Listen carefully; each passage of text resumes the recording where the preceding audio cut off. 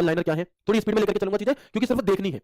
तो हम कहेंगे it is mandatory to MS Excel में किसी भी फॉर्मूले का प्रयोग करने से पहले आपको कौन सा चिन्ह लगाना चाहिए, तो बराबर का चिन्ह लगाना अनिवार्य होता है ना, बराबर का चिन्ह लगाना चाहिए। एमएस एक्सेल में कॉलम बहुत छोटा है, सेल में वैल्यू फिट ना होने पर, अगर आपने वैल्यू बहुत बड़ी है कॉलम छोटा है तो ऐसी कंडीशन में हैज ऐसे आने लगता है। सामान्य प्रकार की गणना या कैलकुलेशन के लिए बराबर के बाद अगर आप कैलकुलेशन लिख देते हो, एंटर बटन दबा देते हो तो उसका आंसर आ जाता है। अगर आप रेंज देना चाहते हैं, रेंज देने के लिए कॉलम का साइन चाहिए, एक सेल या दूर दूर की सेल के लिए हम कॉमा का प्रयोग करते हैं, ठीक है। कैरेक्टर इन हेडर फुटर, आप एमएस एक्सेल में किसी सेल में 255 कैरेक्टर ले सकते हैं मैक्सिमम। एक्सेल की जो फाइल का नाम होता है वो 218 कैरेक्टर से ज्यादा नहीं हो सकता। आप किसी लिमिट की अगर मैं बात करूं, हेडर फुटर में अक्सर 255 कैरेक्टर हो सकते हैं, लेंथ भी 255 होती है, लेकिन अगर किसी सेल में 32,767 कैरेक्टर से ज्यादा नहीं आ सकते, दिखते 1024 है मैक्सिमम 1024 दिखते हैं। इसके अलावा बाकी आप रैप टेक्स्ट वगैरह के थ्रू उसके नीचे लिख सकते हो, मतलब 32,767 कैरेक्टर किसी एक सेल में लिखे जा सकते हैं अधिक से अधिक, ठीक है।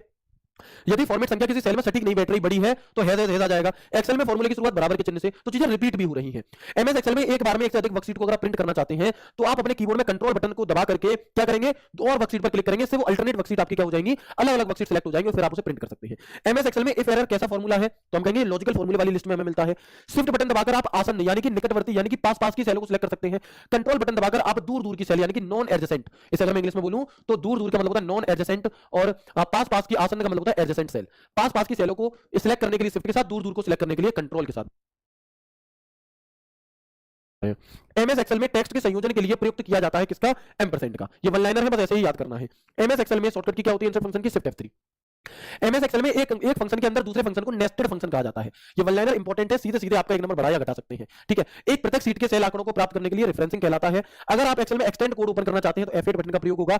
एकल पंक्ति की किसी एकल रिकॉर्ड को प्रदर्शित करना टपल कहलाता है। एब्सोल्यूट सेल रेफरेंस का सिंबल डॉलर होता है। कौन सा होता है, dollar. Automatic relative cell reference को रोकने के लिए आप डॉलर का चिन्ह लगा सकते हैं, फिर जब आप उसे कॉपी करके पेस्ट करेंगे तो क्या नहीं होगा, वो चेंज नहीं होगा। एमएस एक्सेल में ये जो बटन है ये इंसर्ट फंक्शन का होता है।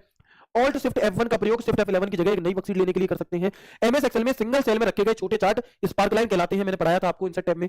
एमएस एक्सेल में किसी सेल को कमेंट देने या नोट डालने के लिए आप शिफ्ट F2 शॉर्टकट की का प्रयोग कर सकते हैं। एमएस एक्सेल में मैक्रोज लिखने के लिए मुख्य प्रारूप VBA यानी कि विजुअल बेसिक फॉर एप्लीकेशन का प्रयोग किया जाता है। अच्छा, एक चीज और देखना, is equal to sum 25, true 36, false क्या होगा आंसर। ट्रू की वैल्यू 1 होती है, फॉल्स की 0, तो ध्यान रखना 25 1 26 26 36 62। कहीं ऐसा मत कर देना कि बस 25 और 36 जोड़कर 61 लिख दूं। अगर ऐसे कोई फॉर्मूला दे रहा है तो ट्रू को 1, फॉल्स को 0 मानेंगे। एक्सेल में स्टार या क्वेश्चन मार्क प्रतीक को आमतौर पर वाइल्ड कार्ड के रूप में जाना जाता है, ठीक है। और एक CSV यानी कि कॉमा सेपरेटेड वैल्यू फाइल एक एमएस एक्सेल फाइल फॉर्मेट है जो टेबुलेटेड डेटा को टेक्स्ट फॉर्मेट में स्टोर करने के लिए मानक है, ठीक है। इसके अलावा आखिरी, अगर आप एमएस एक्सेल में डेट, आज अभी की डेट अगर आप क्या करना चाहते हैं, इंसर्ट करना चाहते हैं कंट्रोल के साथ सेमीकोलन, और अगर टाइम करना चाहते हैं तो control plus shift plus semicolon, ठीक है। ये होंगी शॉर्टकट की। और याद रखना कि यह डेट एंड टाइम अपडेट होता रहता है ऑटोमेटिक, यह date and time automatic update होता रहता है। ये डेट एंड टाइम ऑटोमेटिक क्या होता रहता है मेरे भाई, अपडेट होता रहता है। तो यहां तक की मेरी बात जो थी वो थी एमएस एक्सेल की पूरी थ्योरी, जो आप सभी ने कंप्लीट की। आप सभी का धन्यवाद, आप सभी को सल्यूट है भैया।